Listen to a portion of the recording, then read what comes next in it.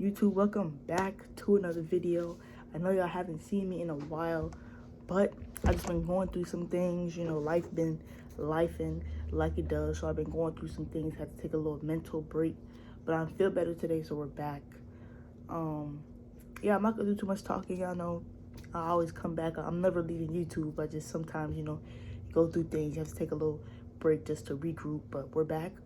And we have a crazy video today. This video has like, I think it's like 2.3 million views on it, so this has to be a insane video. So the title of the video is Routine Traffic Stop Uncovers Killer Mom. Y'all know I don't really like these stories because that kind of makes me sad, like to know that, you know, a mother that pushed out the kid will kill their own kid. Is actually insane when you really think about it. But y'all keep requesting these videos, so we're gonna keep reacting to them. Don't forget to like, comment, and subscribe. I'm not gonna do too much talking. We're just gonna jump right in. And yeah, let's start the screen record. Let me set this up. Start the screen record. 3, 2, 1. Starting the video now. Blood all over the car. What looks like blood in there. And it's not blood, it's deer meat. Shotgun shells all over the side. holy. In all the cases we've covered on this channel, this case is by far the most upsetting we've come across. What follows is never before seen body cam footage as police make a routine traffic stop and discover a truly chilling scene. We'll also show you exclusive security footage capturing the victim's last moments alive. But first, an investigative report on what led up to this tragic incident and the many ways it could have been prevented. Be warned, we will be covering the flaws in child protective services surrounding abusive parents and why those services need to focus more on helping the victims in these cases over their abusers.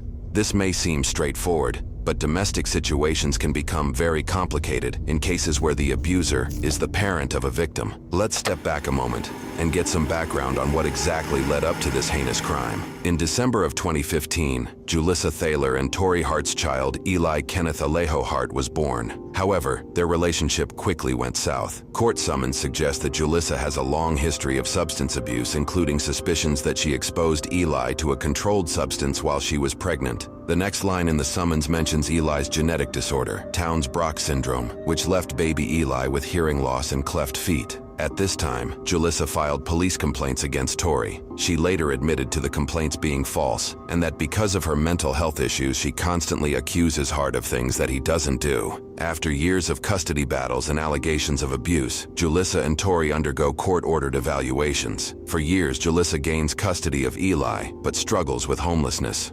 In October 2020, Dakota County Social Services find Eli at Julissa's decrepit home, naked and without hearing aids. The social worker on scene could not locate shoes or clothes for Eli outside of a single set of pajamas. DCSS found a flooded upper floor bathroom, eggs broken and smeared throughout the main level, and food in various stages of decay around the main floor. Julissa is hospitalized for mental health issues, but Eli is returned to her care afterward. Around 3 months later, Child Protective So you found the kid with no food, no clothes, and you returned him. See, this is the stuff. It was another case like this. It was like a little kid. I forgot his name. It was like a Netflix. It was a big story. It was like a Netflix thing. And it was a kid. It was like Hernandez. I don't know his name. Yeah, I think y'all know what I'm talking about. It was a kid, and his mom and the stepdad used to beat him, starve him, shoot him with BB gun, all type of stuff until he actually died. And DCF was called multiple times and they didn't do anything. This kind of reminds me of that. Cause like, what? Services How? again took Eli and placed Julissa into custody on a mental health and welfare hold. Julissa was presenting signs of psychosis and claims that she was hearing voices related to self-harm, among other paranoid delusions. This time, Eli was found with matted hair, cuts on his arms, and without his hearing aids. According to a court summons, Dakota County Judge Timothy Wormiger found it contrary to the welfare of Eli to permit him to remain in Julissa's care because of these 8 reasons, which includes Eli's risk of harm, his lack of food, clothing, shelter, and education, along with Julissa's criminal history and psychosis. Over the next few years, Julissa again and again proves she's not fit to be a parent. Throughout, Tori continuously signals to officials his concerns, which continue to go unheard. Here are just a few things Julissa has done, according to a court summons and numerous reports. Julissa told a story of dropping Eli's sippy cup off the side of a cliff in Colorado when he was younger. Her solution? She tied a rope to herself and climbed down to get it, leaving Eli unattended, open to the possibility of him falling off the cliff to his death.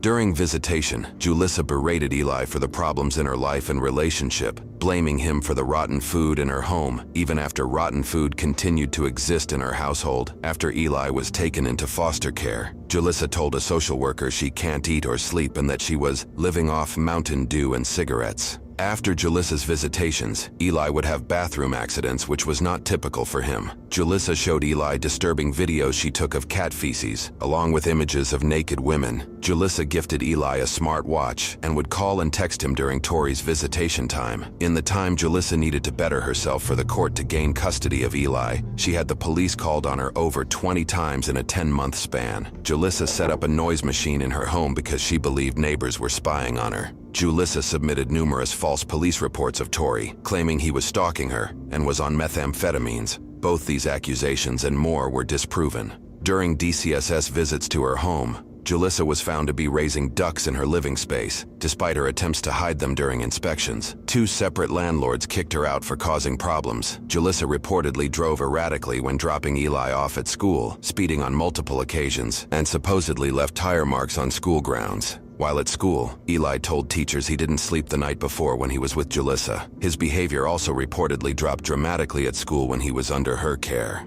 Julissa lied to the court about buying tickets to Disney World and did so in hopes that it would expedite the custody process to allow her to leave the state with Eli. Julissa stole prescription drugs. We're only 4 minutes and 50 seconds into the video, and she did all of this.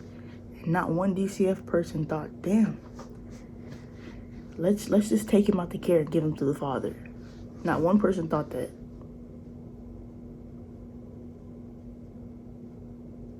Like, what the And during court-ordered drug test, she consistently failed. She also failed to keep up with court-ordered therapy sessions and parenting classes for over a year, and was given multiple 60-day extensions by the court to fulfill those requirements. Throughout all of Julissa's troublesome actions, Tori voiced his concerns for years to officials for the sake of Eli's safety. According to a court summons, here's some communications Tori sent to officials about his custody case and Julissa's actions. I do have concerns with her mental state that she could do something drastic. The whole purpose of this is to protect Eli, yet I feel he is now being put at risk. What kind of damage is this doing to Eli? This is terrifying to me and upsets me that Eli continues to have to go through this. How is this okay? How will Dakota County monitor Eli's safety and well-being now? Eli is in danger every day he is with her. My son is not safe with her. Who is protecting Eli? Even Eli's caregiver addressed concerns to officials, saying, I feel so bad for Eli. I feel he will be injured or worse being back with his mom. Due to Julissa's false allegations against Tori, he agreed to comply with a safety and permanency plan in order to secure permanent custody of Eli. This included completing domestic violence and parenting classes, randomized drug testing, a mental health assessment, and adhering to an order for protection. In contrast to Julissa, Tori fulfilled all requirements. DCSS reported positive visitations with Tori, noting Eli's happiness, energy, and enjoyment during their time together. According to a court summons, DCSS reports can be quoted that, during these visits with Mr. Hart, Eli is noticeably smiling, talkative, energetic, and he seems to enjoy them. Despite the countless negative reports on Julissa and the positivity and capability of parenting shown by Tori, the court system continually pushed for reunification of the child with their mother over the father. Fast forward to March 2022. Tori filed for custody of Eli in Hennepin County Court, possibly to change the jurisdiction due to concerns about the current court's handling of the case. However, Hennepin Court said they couldn't grant custody due to the ongoing case in Dakota County, and could only move forward if the Chips case were to be dismissed. Within days, the court moved to dismiss the Chips file. Unbelievably, on May 4, 2022, the same defendant who filed all those negative reports against Julissa pushed to remove Eli from court supervision and into reunification with Julissa. Reports made on a later date cited the defendant had no immediate concern for Eli's physical well-being at the time. At this point, Eli had been in foster care for 466 days. Despite the recorded evidence that Julissa was not fit to parent Eli, Dakota County Judge Tim Wormiger removed Eli from the county's protection on May 10, 2022. Court summons show that a Dakota County social worker and one of Eli's court-appointed guardians both recommended that Julissa be reunified with her son. Adding more devastation to this case, a hearing was set for the very next day on May 11th, as an opportunity for Tori to raise immediate concerns to prevent the reunification. Unfortunately, the hearing was canceled, robbing Tori of this valuable opportunity. This has to be a joke. This literally cannot be real right now. So you mean to tell me the father did domestic violence classes for something he didn't even do, and he still doesn't get custody? Why did y'all tell me to watch this? Why did y'all tell me to watch this? Like, I really want to know.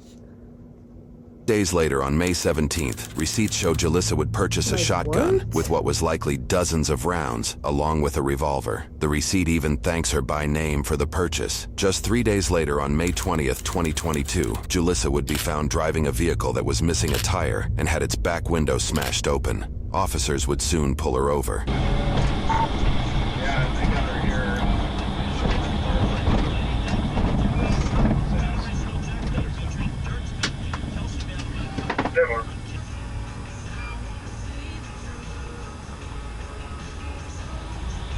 Yeah.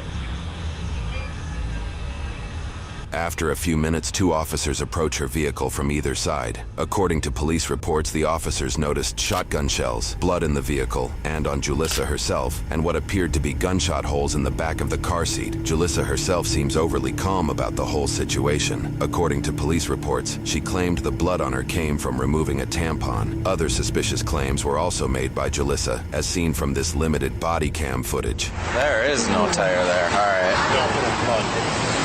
At Domino's, more than just amazing, delicious pizza. There's also lava cakes, bread bites, and more. This gotta be fake, bro. Are you Well, I know having it's trouble not paying fake, for but, healthcare, like, rent, there's gas, actually no groceries, way. and other bills? Then you've got to see this. There's what? There's blood all over the car. Traffic violation. I have a broken windshield and I'm missing a tire because some kids were shooting at my car. I had some. What looks like blood in there? And It's not blood, it's deer meat. I had a big bag of, there's a farm around here that does deer meat and hamburgers. So. Shotgun shells all over this.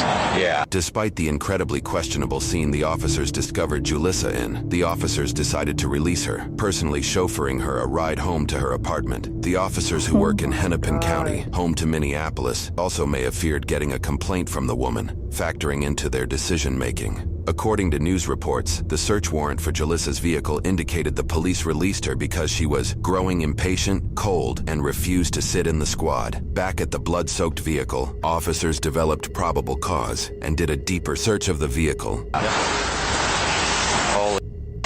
We got a body. All right, let's cover it. According to reports, officers rushed back to the apartment where they'd just dropped Julissa off. They discovered she was no longer there. She left a washing machine running with what was later determined to be filled with the clothes she was just wearing. Soon after, officers located Julissa leaving the area on foot, and she was placed under arrest. Officers then observed that she had what appeared to be brain matter in her hair. Based off witness statements and off the physical damage her vehicle left on the road, officers were able to track the past movements of the vehicle. Along this route, they found multiple locations where blood and brain matter had been discarded. One dumpster had a bloody child booster seat that had sustained damage from a shotgun blast. In another dumpster, officers located a backpack, blood, bone, and what appeared to be more brain matter. We've elected to not show the photos containing blood or human remains. Wait, I want to go Along back. the officers then, she left a soaked vehicle. Officers developed probable cause and did a deeper search of the So she had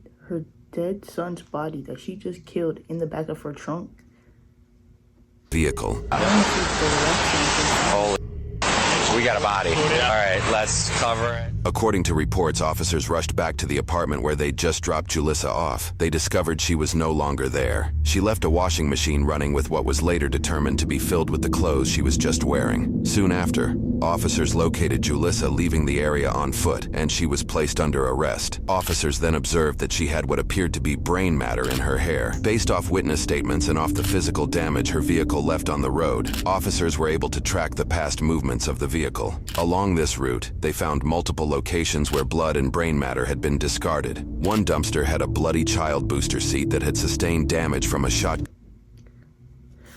So she knows what she was doing. She can't claim she was crazy because she was throwing away stuff trying to get rid of evidence. So you knew what you were doing.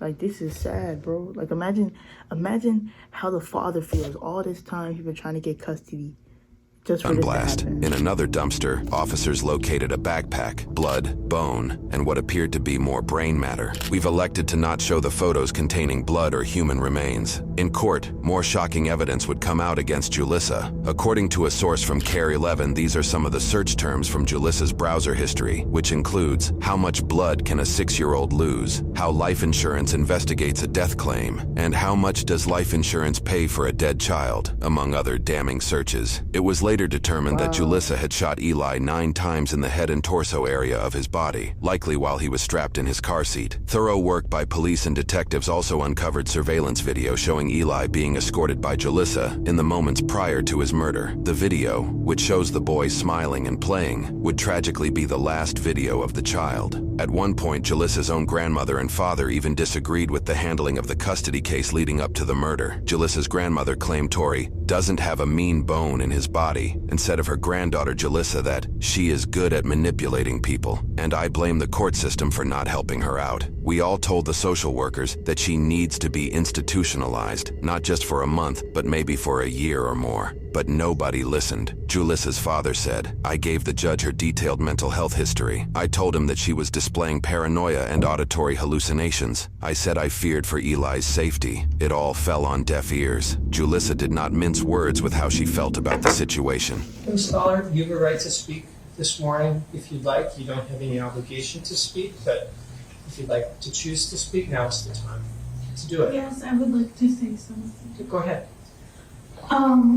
I'm innocent. You all, you're garbage.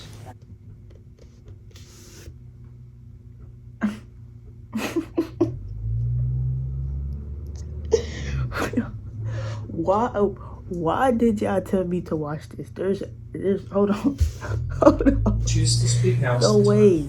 To do it. Yes, In I the would like courtroom? to say something. Go ahead. I'm innocent. You all, you're garbage. That's all, Your Honor. Clearly, Julissa's lawyer isn't too happy about her choice of words. Ms. Scholar, I don't know that that's appropriate here. Sorry, I told you what somebody else. Julissa Thaler was sentenced with first-degree predetermined murder and second-degree intentional murder for shooting Eli no less than 9 times. She has received life in prison without the possibility of parole. Currently, Tori is in the process of suing the defendants and a caretaker of Eli, who continue to suggest reuniting Eli with Julissa. That outcome is yet to be determined. Unfortunately, this is not the only case of this nature that was mishandled by Minnesota, and more specifically Dakota County and Ramsey County Child Support Services. Most recently, Child Protective Services has again come under scrutiny after allowing a parent with a violent history custody of his children. In this case, it was a father who won custody and would later go on to shoot and kill 2 Burnsville police officers and a firefighter with a rifle on Sunday, February 18, 2024, while 7 of his children were with him. The standoff ended when the father took his own life. This interview, conducted by a source from CARE 11, shows the frustrations that the mother of some of the children has with the way her custody case was handled. Even though their dad is this monster, that's still their father. They had unconditional love for him. And it hurts me because it's like somebody so evil like that and they still get all the love from their children. He could have took them. He could have done a lot, so my main focus is just to get their mental health in order, because it's not gonna be like overnight. It's gonna be something that's an ongoing thing. A statement released by Ramsey County in Minnesota has this to say about these kinds of cases. In Minnesota, counties are required by law to work toward family reunification in child protection cases, unless specifically accepted by statute. When a parent is found to be compliant with court orders during the period their child is placed out of the home, a child must be returned to the parent's care. Following reunification with their child, a parent is no longer legally compelled to work with social services. A family may also relocate of their own volition. Hopefully, swift changes in how cases like these are handled happen soon to prevent future tragedies.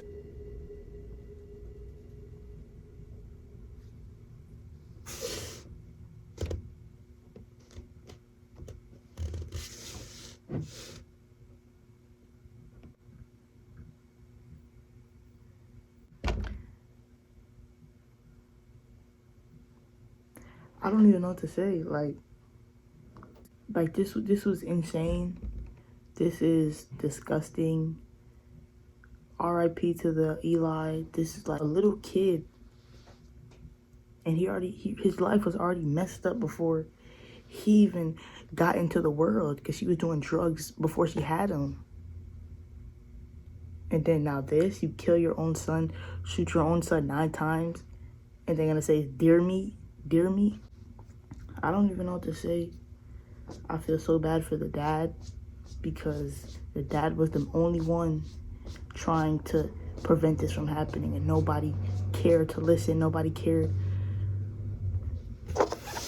This is crazy. I'm gonna give y'all the channel name so y'all can go watch this yourself. It's MN Crime. MN Crime is the channel name. They have a lot of good videos, so y'all go show love to their channel. And yeah, don't forget to like, comment, and subscribe. I will see you guys in the next video. We're out.